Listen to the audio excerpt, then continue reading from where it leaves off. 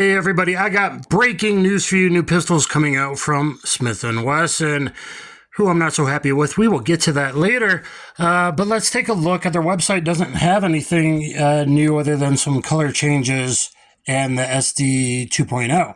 Here's a Shield Plus. Why am I showing you a Shield Plus? I want you to take a good look.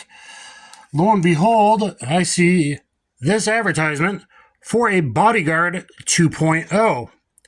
Doesn't even say what caliber it is, but being a Bodyguard, I'm going to go, hey, this is basically a Shield Plus in 380. That's about time those Ruger Security 380, which, you know, is very good. By having a reciprocating slide, not being direct blowback, it is good for a lot of people, right? If you got to drop down a 380 and you didn't realize 30 Super carries coming out with low recoil rounds, as I've suggested.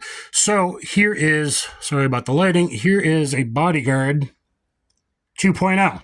So it's probably the same 10 plus 1 and 13 plus 1 Shield Plus, but in 380. But let's look at the grip. So it has now the same striker fired flat face trigger. But is it different? Yes, it's different. Look at the grip. Look at that grip. I love the grip texture, other than it doesn't go high enough on the Shield Plus.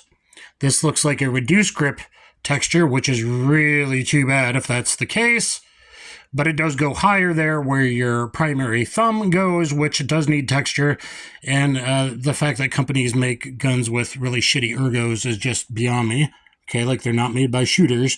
This didn't have an accelerator cut or a gas pedal, whatever you want to call it, which I pointed out comparing the Shield Plus in my Stoeger STR-9MC. You know, under $250 budget gun from Stoeger. And other pistols have this. Well, they got it here, which is good because that's a memory for new shooters to keep their finger straight and outside the trigger guard and up high on the frame on the, you know, typical right side for a right-handed shooter. And here on the left, use your left thumb there to help in recoil control as a gas pedal. But let's look where the pin are. The pin is below that and not below the takedown lever. Let's look at the pin here, below the takedown lever and not there. They got the same one on the back top right, but this one has one there for the top of the back strap. So unfortunately, it looks like they reduced the grip texture, thinking this is, you know, for women or whatever.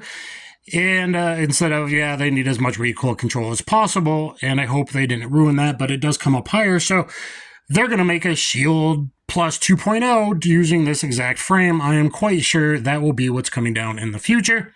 Let's look at the grip texture on the slide and the top. So now I can press check with the web in my hand like Honest Outlaw and look like a badass.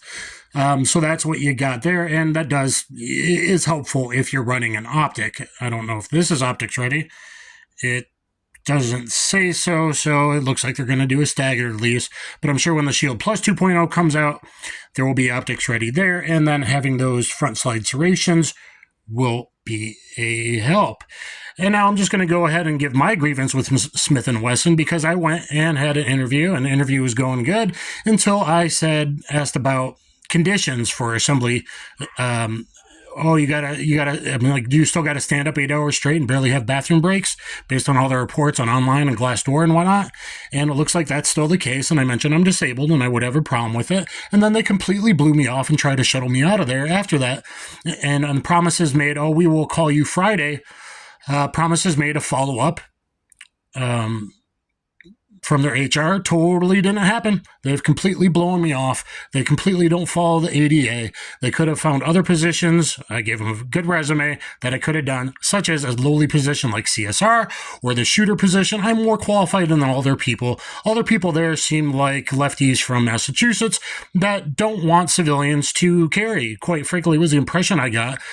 These people from Massachusetts are not the people we want running things in Tennessee, and it seems like they do not follow the ADA. They made no reasonable accommodation offers for that position or found a more suitable position, of which I was saying, hey, I could do this, this, or this, and they promised to get back to me, and they never did, and they never returned my phone calls left on their HR line and emails and whatnot, and now my latest ones are sitting in there and just not being responded to as open applications.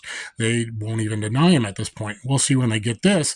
Hey, Smith & Wesson, maybe you guys should follow the American with Disabilities Act and then, you know, maybe someone higher up will go bitch at the HR department and get your stuff running the way it should, and maybe reach back to me.